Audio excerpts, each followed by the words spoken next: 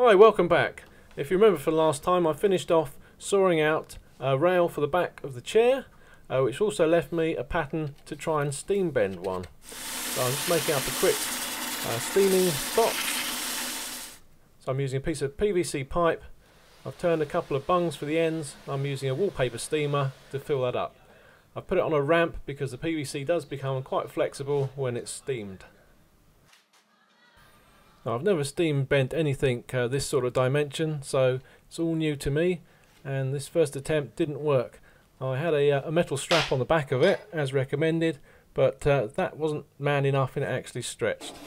So go back to the sawn back for the time being and prepare that so that that's at least ready to use if I need it.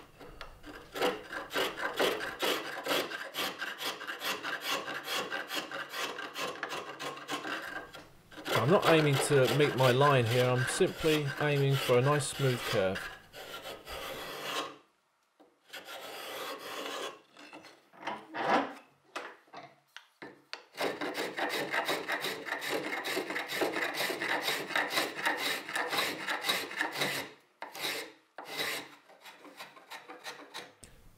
Once it's smoothed out, I'll just put a little chamfer all the way around the edge just to take away that sharpness. So it's another attempt at steam bending, and this is the twin sister to the piece of wood I used earlier, so I don't have high hopes for it.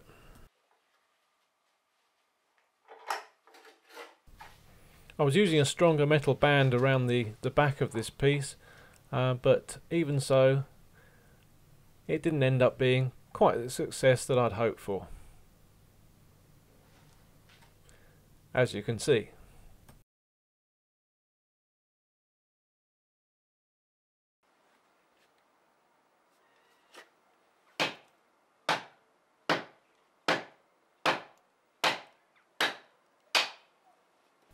My new maul made easy work of splitting out some wood for the legs. This is the same chunk of apple that I used for the spindles, and I simply took the bark off last year and kept it up off the ground, so it's in pretty much the same condition as it was a year ago.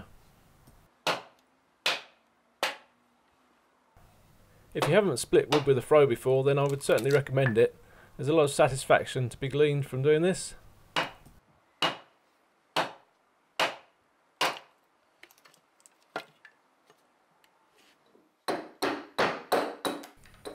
Now I'll simply attack those leg blanks with a hatchet to round them off a bit, and you can see I've found some interesting knots in these pieces, and I'm going to have to work my legs around them. It should make for good looking legs.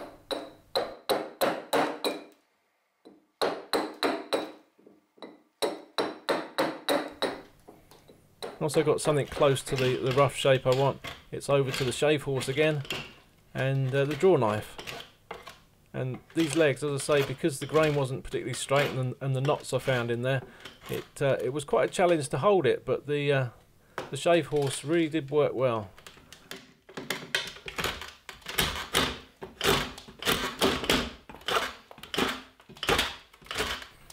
Although I thought I'd got to the rough shapes I wanted with the hatchet, I actually ended up changing it quite a bit with the draw knife. You never really know what you're going to do until you tackle it. I've just spotted my pair of boots there in the background. I'm always leaving them in the shop, and whenever I go to use them again they're full of sawdust or shavings. I suppose at least that keeps them smelling nice.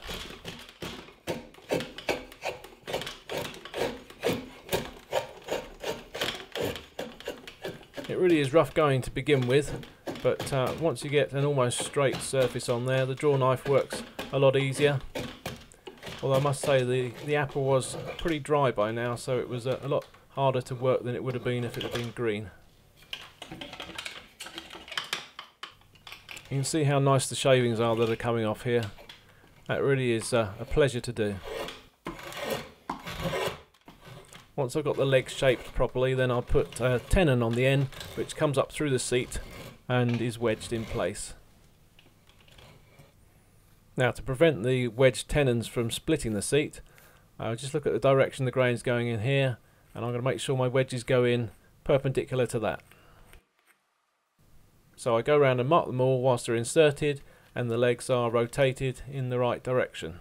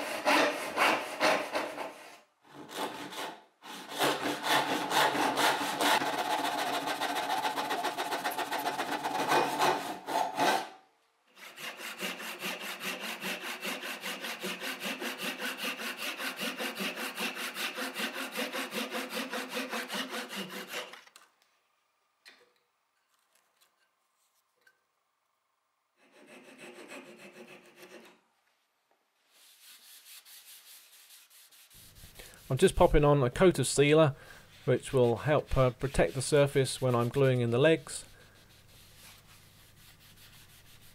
and it's beginning to look rather nice. Now with it almost ready for assembly, I'll just give one last attempt at steam bending the back. I've taken a few tips from social media on this. I've soaked for a good couple of days, steamed for a good couple of hours. I've got a much heavier strapping around the back, so it's got good compression on the ends. But I have found something which seems to be a bit of a problem, and has been agreed online as well, that the thickness I'm trying to bend, the bend is fine for the amount of thickness in that direction, but the width of the component up and down, as it were, on this form is too thin, so it always wants to buckle. So that's causing me real problems.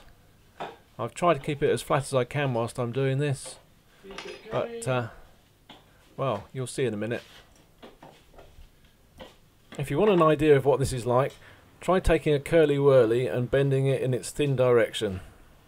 And as you continue to watch me struggle with this, can I just say thanks to everyone who's replied to me with thoughts of how I could improve this bending process. Thanks very much. Now, the result. Well, I got it to bend round the corner, but it's ended up with some splits and in some interesting places, and it's not flat either. Well, thanks for watching, and catch you next time when I'll hopefully finish the chair.